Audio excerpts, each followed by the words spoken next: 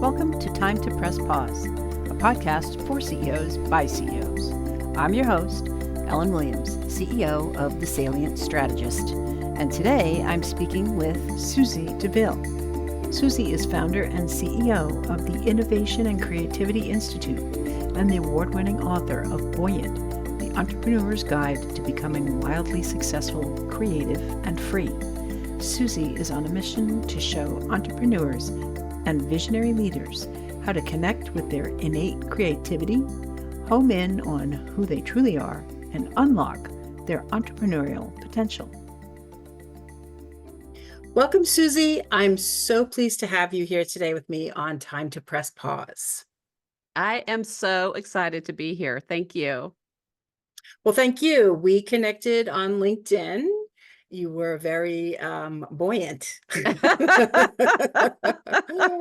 definitely make a splash and caught my attention, and I'm excited to hear more. So please share your press pause story with us.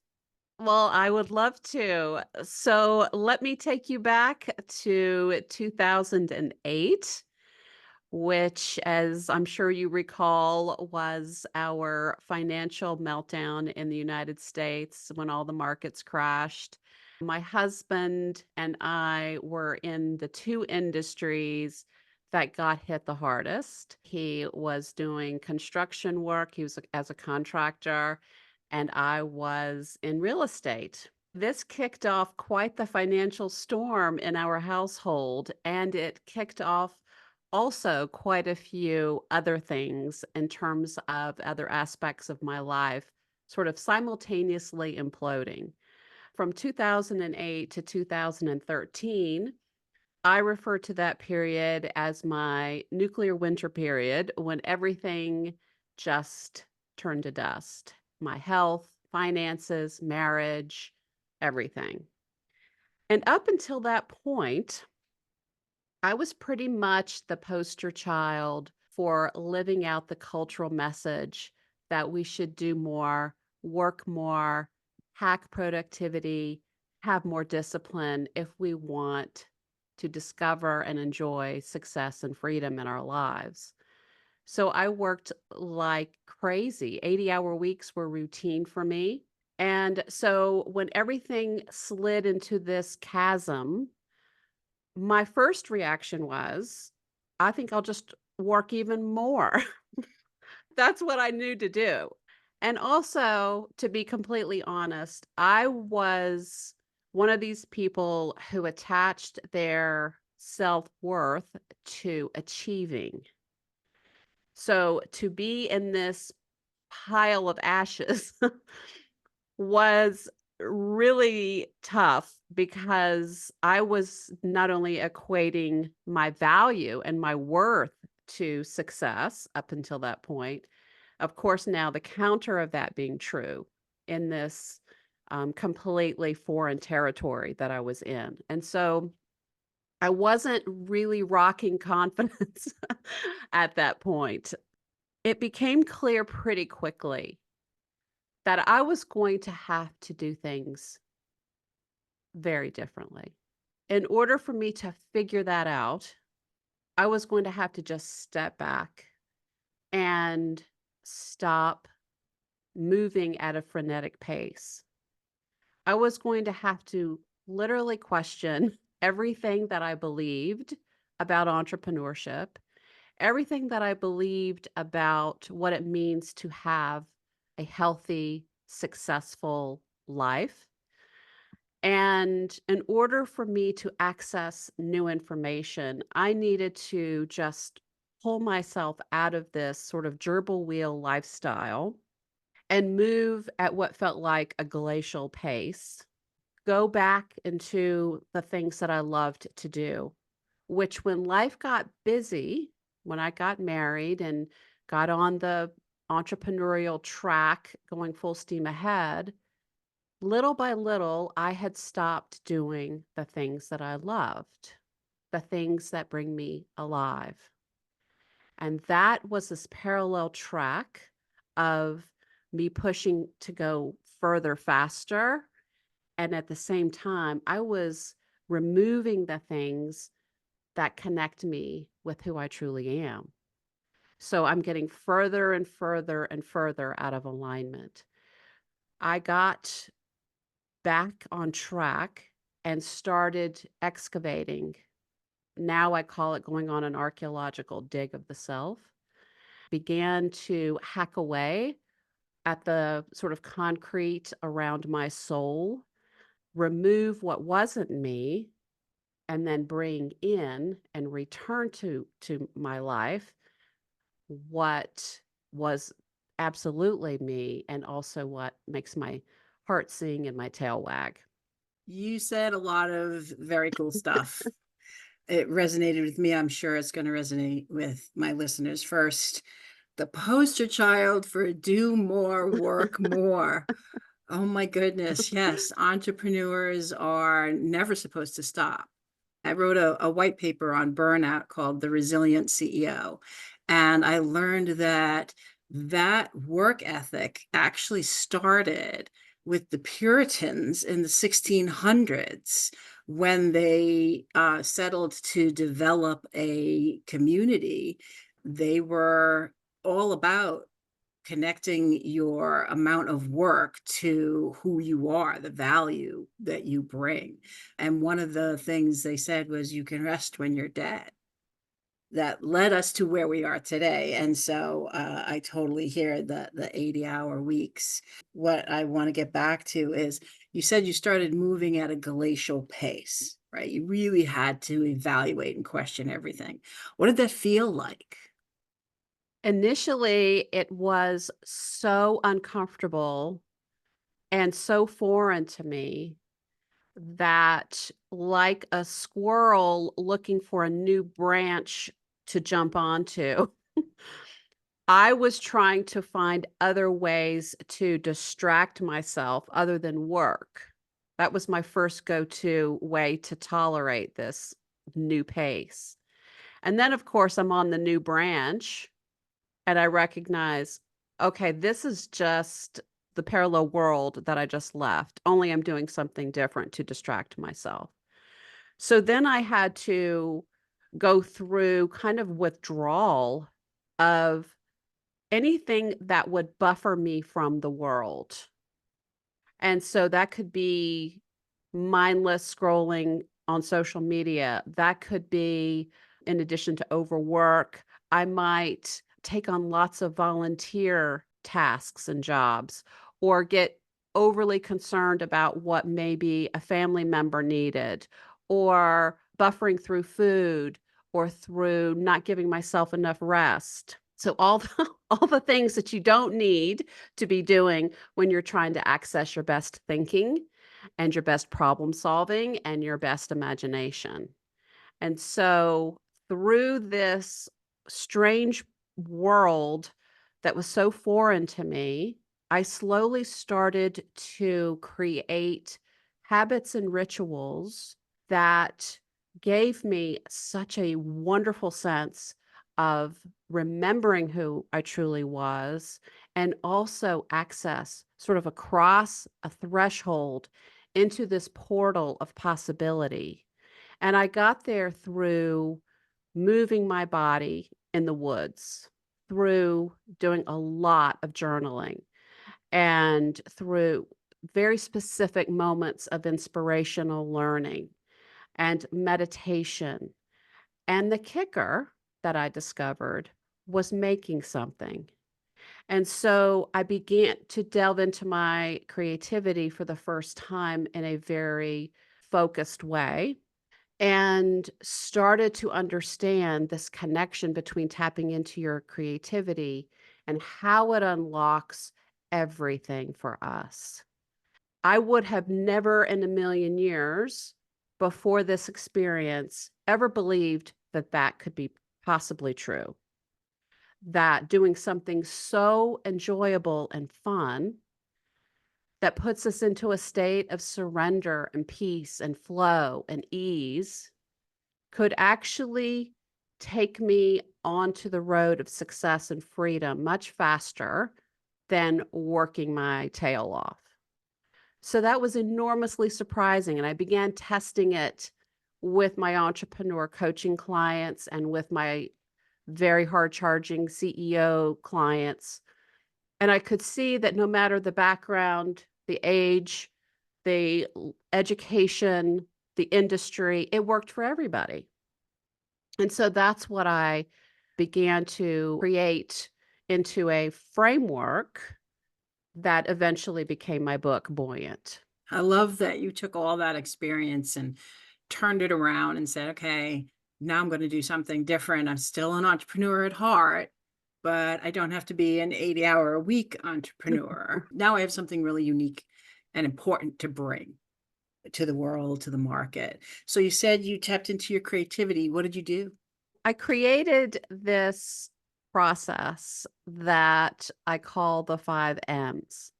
And I knew that in order for me to have the energy to really pursue these 5 M's and make them habits and rituals, I needed to have a full tank of energy to make that change. I couldn't do it from this depleted, hollowed out human status that I had. And so I focused first on inspiring myself. I took a lesson from author Paulo Coelho, who wrote The Alchemist and many other books. And he talks about inspiration not as the light bulb over your head kind of a moment, but literally breathing in, inspiring yourself with beauty, art, nature, being with those you love, remembering and doing what brings you alive. So I thought, okay, I'm going to focus just on filling the well, inspiring myself, doing these things. This is then going to give me the willingness and the sense of possibility that it takes to now move into doing these 5 M's. And the one, of course, the biggest one of all for me, the biggest discovery was the making something one. So I began taking lessons from a gentleman here who's an artist locally in my hometown. And he began just teaching me basic sketching, basic watercolor principles, and I was just kind of playing around. But what I noticed when I was focused on something that I was sketching, I began to see these objects in a way that I had never seen before, things I had seen millions of times. I began to see for the very first time. And the realization landed that I had been just sort of charging through the world with these blinders on, hardly looking up. And I live in one of the most beautiful places in the entire world, and I was missing it because I was just miss clipboard going from Uh-huh. appointment to appointment. So I began just playing around, not getting worried about whether anything I made was great or not, or if I liked it, but just to get lost in the moment of connecting with myself and my creativity. And what happened as I played more and as I experimented more with painting and acrylics, abstracts, collage, all kinds of different mediums, I started to see how every time I engaged with something, whether it was a simple doodle or a painting, it didn't matter. I left feeling changed. I left with more clarity and calm and focus. I left many times with all kinds of new ideas that I wasn't even looking for, but my subconscious mind now had started to work on my behalf without me even knowing it. And all of a sudden, I would get just downloads of ideas and ways to solve problems. And I was like, this is amazing. So I could see that the more I stopped white knuckling and the more I immersed myself in making things, the more the magic happened. And I kept trying it with myself and trying it with my clients, and the results were mind blowing to me. and so delicious because all of a sudden having this very fun approach to creating gave and gives all of us access to parts of us that we don't even know that we have. Parts of us we don't even know that we have, so little corners of ourselves that we have yet to discover. Exactly. Fascinating. And power, innate power that we don't even know that we have. I'm speechless. This isn't good for a podcast. Okay, That's a compliment. let me wrap my mind around what you were just saying. One of the things that you said that did strike me was that you started to download ideas. Can you explain that a little bit more? I mean, the juxtaposition between downloading the way I see it in technology and this beautiful like creativity and watercolors. It was an interesting phrasing that you had. Yes. Well, I'll tell you a story of something that happened to me during a class I was teaching about 5 months ago. I was doing something that I call the Buoyant Studio, and we would get together over Zoom, and I would have an art prompt and kind of a mini lesson. And then we would just get very quiet and sink into our work, and we would do whatever the assignment was. And we loosely interpret what those assignments are based upon what we really are attracted to and what we want to do. So I had chosen to do an abstract in two pieces. So I was going back and forth between two acrylic paintings that was in my sketchbook. Prior to that, I had begun being asked by lots of people, when is your next book going to be coming out? I hadn't even begun to think about book number 2. I was still just excited about book number 1 and talking about it. And I thought, oh my gosh, I don't even know. So I'm painting this two-sided piece of art, not thinking about my second book. Painting, finish, we talk in the group, we go on our merry ways. I grab my brushes to take them to the sink to get everything clean. And here comes book number 2, like a freight train.